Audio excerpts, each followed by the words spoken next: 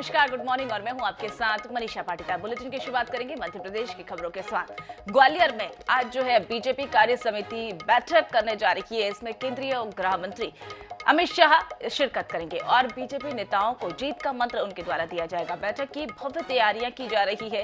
केंद्रीय मंत्री नरेंद्र सिंह तोमर ने आयोजन की कामयाबी के लिए मोर्चा संभाल लिया है। उन्होंने कार्यक्रम स्थल शिवाजी विश्वविद्यालय के अटल सभागार का निरीक्षण किया। तोमर ने बीजेपी कार्यकर्ताओं को आवश्यक दिशा निर्देश भी दिए। साथ ही कई समितियों के कार्यकर्ताओं की बैठक भी ली और बैठक में करीब 1800 प्रतिनिधि शामिल होंगे।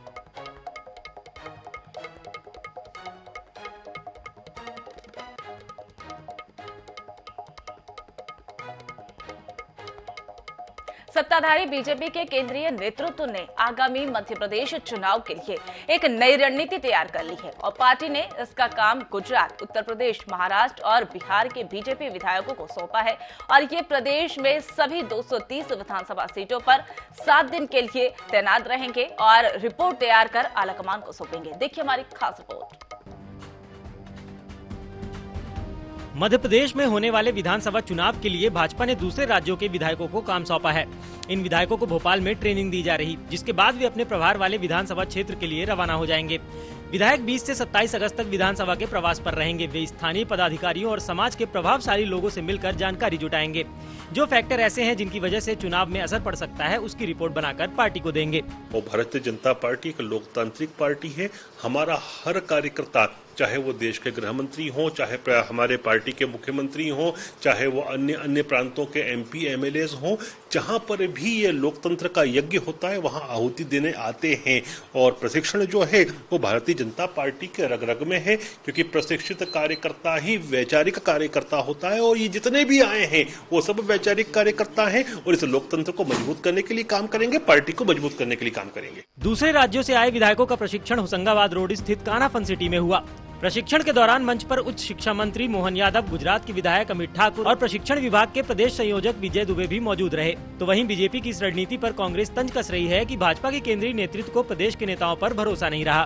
भारतीय जनता पार्टी को पहले तो अपने नेताओं पर भरोसा नहीं रहा है, अब बाहर के दूसरे राज्यों के विधायकों को हर विधानसभा के ऊपर लगाने का काम किया जा रहा है। 2 विधायकों की जगह पे अगर मंत्रियों को भी लगा लें दूसरे राज्यों के तो भी कुछ नहीं होगा। जब जनता ही नजरअंदाज कर चुकी है, जब जनता की नजर से उतर चुके हैं 230 विधानसभा के बीजेपी के नेता, तो क्या दूसरे राज्यों के बीजेपी के नेता विधायक जिताएंगे चुनाव को? भारतीय जनता पार्टी एक वैचारिक दिवालियेपन से तो गुजर ही रही थी, अब शायद कार्यकर्ताओं के और नेताओं के अकाल के दौर से भी गुजर रही है। सत्ता पर काबिज बीजेपी अपनी सत्ता को बनाए रखने का हर मुमकिन प्रयास कर रही। पार्टी आगामी चुनाव में किसी भी प्रकार का रिस्क नहीं लेना चाहती। बीजेपी की ये रणनीतियां कितनी कारगर साबित होंगी, ये तो चुनाव के नतीजे तय करेंगे। भोपाल से अंशुल गौतम की रिपोर्ट। चुनावी साल में पूर्व मुख्यमंत्री दिग्विजय सिंह ने सियासत में तपिश बढ़ाने वाला बयान दिया है। दिग्विजय सिंह ने कहा कि बीजेपी हरियाणा के नूह की तरह दंगे कराने की योजना बना रही है और उसके बाद बीजेपी ने पलटवार करते हुए कहा कि हार सामने देखकर दिग्विजय सिंह ऐसे बयान दे रहे हैं। मध्य प्रदेश के पूर्व मुख्यमंत्री दिग्विजय सिंह के एक बयान से प्रदेश की सियासत में तल्खी बढ़ गई है। दिग्विजय सिंह ने कहा कि चुनाव जीतने के लिए बीजेपी हरियाणा के नूह की तरह दंगे कराने की योजना बना रही है। और मुझे जानकारी मिल रही है कि अब इनकी योजना बन रही है कि जिस प्रकार से नूह में, हरियाणा में इन लोगों ने दंगा करवाया था, उस तरह का दंगे फसाद कराने की इनकी योजना है। क्योंकि भारतीय जनता पार्टी इस बात को समझती है कि आज हमारे खिलाफ इतनी नाराजगी है, भ्रष्टाचार मिस्टर 50% आपके सामने है। शनिवार को भोपाल में विधिक विमर्श कार्यक्रम में दिए इस बयान के बाद बीजेपी ने एक बार फिर दिग्विजय सिंह के खिलाफ मोर्चा खोल दिया है। बीजेपी प्रवक्ता नरेंद्र सलूजा ने कहा कि चुनाव में संभावित हार के चलते दिग्विजय सिंह ऐसे बयान दे रहे हैं। दिग्विजय सिंह जी का एक बड़ा आपत्तिजनक बयान है। वो कह रहे हैं कि भाजपा चुनाव जीतने के लिए नूह की तरह हिंसा का सहारा ले सकती है। अरे भाजपा ने कभी भी इस तरह की हिंसा का सहारा नहीं लिया। भाजपा मध्य प्रदेश के अंदर चुनाव जीत रही है, जनता का समर्थन हमारे साथ है। अब चूंकि कांग्रेस को संभावित हार दिख रही है, इसलिए बौखलाहट में इस तरह के आरोप लगा रहे हैं। दिग्विजय सिंह के बयान से चुनावी साल में कांग्रेस और बीजेपी के बीच सियासी तल्खी और बढ़ेगी। दिग्विजय सिंह के इस तरह के बयान हमेशा से सुर्खियां बटोरते रहे हैं। इस बयान के आग की तपिश प्रदेश की सियासत में लंबे वक्त तक महसूस होगी। भोपाल से मनीष त्रिपाठी की रिपोर्ट। भोपाल मध्य विधानसभा सीट से कांग्रेस विधायक आरिफ मसूद ने दूसरी जगह से चुनाव लड़ने की चर्चा पर जवाब दिया। उन्होंने कहा कि हार के डर से बीजेपी ऐसा झूठा प्रचार कर रही है। उन्होंने कहा कि भोपाल उत्तर से वह बार बार अफवाह फैलाने की बात कर रहे हैं और पार्टी भी कहेगी तो मैं भोपाल मध्य से चुनाव लड़ूंगा। उन्होंने दावा किया कि 30,000 से ज्यादा वोट से बीजेपी उम्मीदवार को मात देंगे और वही बीजेपी ने इस सीट पर पूर्व विधायक धर्मनारायण सिंह को मैदान में उतारा है। जो अल्लाह ने फैसला लिखा है, ईमान बड़ा पुख्ता है, जो अल्लाह ने फैसला लिखा है इंशाल्लाह वही होगा। और मेरे बारे में दिलशाद भाई ने जो अशार करा, तो दिलशाद भाई बेफिक्र रहो, जो हवाएं इधर उधर फैल रही है कि मैं यहाँ से उधर चला जाऊंगा, तो जिंदगी में नहीं जाऊंगा। अगर हमारी खुद की पार्टी भी कहेगी तो आरिफ मसूद नहीं जाएगा, जहाँ है वहीं से लड़ेगा, मुकाबला करेगा और इंशाल्लाह सुनपा इंशाल्लाह नफरत की सदा को हमेशा हमेशा के लिए भोपाल ही नहीं मध्य प्रदेश से समाप्त कर देगा। खुदा हाफिज। भोपाल में नेता प्रतिपक्ष डॉक्टर गोविंद सिंह ने मुख्य चुनाव आयुक्त को पत्र लिखा है। गोविंद सिंह ने मुख्य सचिव इकबाल सिंह बैस को हटाने की मांग की है। गोविंद सिंह ने इकबाल सिंह को सक्षम बताया है। उनके द्वारा कहा गया है कि हमारे उसी दौरान डॉक्टर गोविंद सिंह से हमारे संवाददाता दिनेश शुक्ला ने बातचीत की और क्या कुछ इसमें अहम रहा, आइए हम आपको सुनाते हैं। मध्य प्रदेश के मुख्य सचिव को लेकर बवाल मचा हुआ है। नेता प्रतिपक्ष डॉक्टर गोविंद सिंह जी ने पत्र लिखा है चुनाव आयुक्त को। हम बात करते हैं गोविंद सिंह जी से। सर, आखिर क्या प्रॉब्लम हो रही है मुख्य सचिव को लेकर? प्रॉब्लम तो स्पष्ट है। मैं पूछना चाहता हूं मुख्यमंत्री शिवराज सिंह जी से कि प्रदेश में तमाम अनुभवी योग्य वरिष्ठ IAS अधिकारी हैं जो वरिष्ठता के कारण और योग्य भी हैं, तो क्या बार बार श्री बैस को ही बार बार 6-6 महीने बढ़ाने की क्या आवश्यकता है? जो ईमानदार कर्मठ लोग हैं उनको अधिकार छीनना, उनके प्रजातांत्रिक देश में प्रदेश में मनमानी तरह से सरकार चलाना। और मैंने पूर्व में ही पत्र लिखा था कि जो व्यक्ति 6 महीने के बाद दोबारा चाहे 6 महीने चाहता है, स्पष्ट है कि चुनाव निष्पक्ष नहीं हो पाएगा। और इसीलिए मैंने पूर्व में माननीय मुख्य चुनाव आयुक्त को भी पत्र लिख चुका हूं, लेकिन सरकार ने अपनी मनमानी तरीके से दोबारा उनकी पदस्थापना करा दी। आपने कहा कि अक्षम भी है वो, अब सिद्ध हो चुका। ये तो मैंने नहीं, NGT के माननीय दो कुछ जजों ने फैसले में लिखा है, कल उन्होंने टिप्पणी की है जो सभी समाचार पत्रों में जनता में आई है कि अक्षम जिस प्रदेश का चीफ सेक्रेटरी आके वर्षों से चल रहे मुकदमे में सरकार के हित में जानकारी नहीं दे पाए और बहस नहीं कर पाए, बता नहीं पाए, तो 5 लाख का जुर्माना किया गया है जजों ने। साफ तौर पर डॉक्टर गोविंद सिंह जी का कहना है कि मुख्य सचिव जो अक्षम अधिकारी के रूप में हैं, इसलिए उनको हटाना चाहिए। कुल मिलाकर बात की जाए तो मध्य प्रदेश में चुनाव है, चुनावी माहौल है, निष्पक्ष चुनाव हो, इसको लेकर वो अपनी बात कहते हुए नजर आ रहे हैं। कैमरामैन हरी के साथ INS 24/7 के लिए भोपाल से दिनेश शुक्ला। महू की विधायक और पर्यटन संस्कृति मंत्री उषा ठाकुर ने एक बार फिर से महू से चुनाव लड़ने की इच्छा जताई है। शुक्रवार को कैबिनेट मंत्री ओमकारेश्वर तीर्थ स्थान क्षेत्र में बिल्लौर में स्थित नजर निहाल आश्रम पहुंची थी और उन्होंने भारतीय जनता पार्टी में कौन कहां से चुनाव लड़ेगा, यह कौन कहां से लड़ सकता है, संगठन कहां किसे चुनाव लड़ाने का आदेश देगा, वो कहां से चुनाव लड़ेंगे। दिग्विजय सिंह के मध्य प्रदेश में बजरंग दल पर बैन न लगाने की बात पर मंत्री ने कहा उनका राग तो काला परिस्थिति और राजनीतिक परिदृश्य को देखकर बदलता रहता है। मंत्री ठाकुर ने कहा कि 300 साल माता अहिल्या शिवलिंग लेकर आई थी और उसके बाद हम भी वहां पर जा रहे हैं। अयोध्या में श्री राम मंदिर परिसर में स्थापित होने वाले नर्मदेश्वर शिवलिंग को ओमकारेश्वर से अयोध्या लेकर जा रहे हैं। संगठन जहाँ से जिसको आदेश देगा तो वहाँ से चुनाव लड़ेगा। मैंने महू में सेवा की है, संगठन महू में आदेश देगा तो मैं आदेश स्वीकार करूंगी और सेवा करूंगी जनता की। काल परिस्थिति और राजनीतिक परिदृश्य को देख के बदलता है। उनको लगा कि यदि मध्य प्रदेश में मैं बात कहूँ तो हमारा और नुकसान होगा, इसलिए वो ऐसी दोहरी बातें कहने के आदी हैं। निश्चित रूप से अद्भुत धार्मिक क्षेत्र बनेगा। अद्वैत का जो केंद्र हम यहाँ स्थापित कर रहे हैं आचार्य शंकर न्यास। बीजेपी के कद्दावर नेता भंवर सिंह शेखावत के कांग्रेस जाने को लेकर अब कयासीबाजी जो है वो तेज होती हुई दिखाई दे रही। कांग्रेस नेताओं की लगातार उनसे मुलाकात और बातचीत से इस बात को और मजबूती मिल रही है। कांग्रेस विधायक अजय शुक्ला ने शेखावत से मुलाकात की।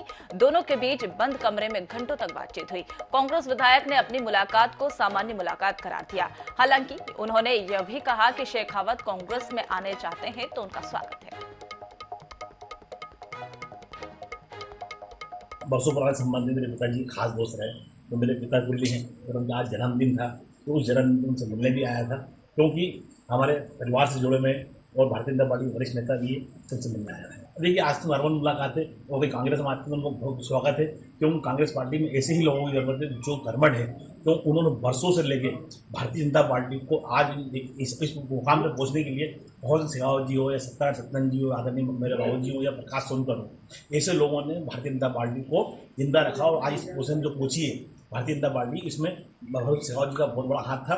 परंतु आज वहाँ उपेक्षा हो रही है, तो कांग्रेस पार्टी। जबलपुर में मुख्यमंत्री शिवराज सिंह चौहान ने जन संघ के दिवंगत नेता सुभाष चंद्र बनर्जी की मूर्ति का अनावरण किया और उनकी जन्म शताब्दी के मौके पर मुख्यमंत्री ने पौधारोपण भी किया और इसके बाद मुख्यमंत्री संगोष्ठी में शामिल हुए। उन्होंने कार्यक्रम में मौजूद लोगों को संबोधित किया। सीएम शिवराज सिंह चौहान ने कहा कि बनर्जी की मूर्ति का अनावरण उनके लिए गौरव की बात है। कार्यक्रम में दिवंगत बनर्जी की पत्नी पूर्व मंत्री जयश्री बनर्जी का भी सम्मान किया गया। संघ के संस्कारों से युक्त होकर 10 साल उन्होंने प्रचारक के नाते काम किया और बाद में पंडित दीनदयाल जी उपाध्याय के मार्गदर्शन में महाकौशल में भारतीय जनसंघ की स्थापना की। निवाड़ी के डविया बाग गांव में ग्रामीणों ने चुनाव बहिष्कार करने का ऐलान कर दिया। उन्होंने सड़क नहीं तो वोट नहीं का नारा देकर किसी भी दल को वोट नहीं देने का वहां पर उनके द्वारा करारा जवाब दिया गया। ग्रामीणों के मुताबिक इलाके में बुनियादी सुविधाओं का घोर अभाव है और सड़क के अभाव से उनको नरकीय हालत का सामना करना पड़ता है। बरसात के समय में मरीज को अस्पताल पहुंचाने के लिए खाट का सहारा लेना पड़ता है। ग्रामीणों के विरोध के बाद अधिकारी उनकी समस्या के समाधान का भरोसा दिला रहे हैं। नेता लोग आते हैं, हम ये रोड लगवा देंगे, हेड पंप लगवा देंगे, कुछ भी नहीं साधन होती है। कई ऐसे 20 साल 40 साल के वोट डाल रहे हैं, सब रास्ता नहीं है करने के लिए, बच्चा रास्ते में कीचड़ में गिर जा रहे हैं।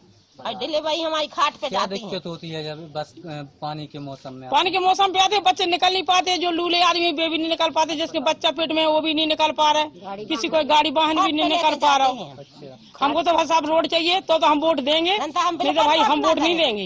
यह मजरा शिवलाल की जो समस्या है, इसके बारे में आज आपके माध्यम से मेरे को संज्ञान में आया है। इसके पहले ये जानकारी नहीं लगी थी कि ग्रामीणों ने इस प्रकार का कोई आह्वान किया है कि सड़क नहीं तो वो रोड नहीं। हम इस समस्या को सीओ साहब के साथ बैठ के डिस्कस करेंगे, ग्रामीणों से भी बातचीत करेंगे।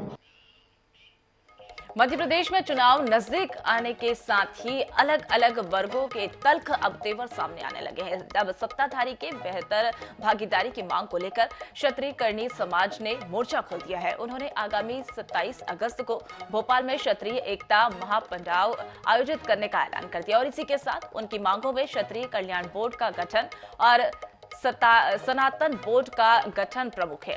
वहीं कर्णी सेना के मुताबिक राजनीतिक दलों ने क्षत्रिय समाज को उपेक्षित रखने का काम किया है और ऐसे में क्षत्रिय समाज को अपनी मांगों के साथ प्रदर्शन करना पड़ रहा है और उनकी मांगों पर विचार नहीं किया गया तो चुनाव में हर विधानसभा में उम्मीदवार उतारने की तैयारी की जाएगी।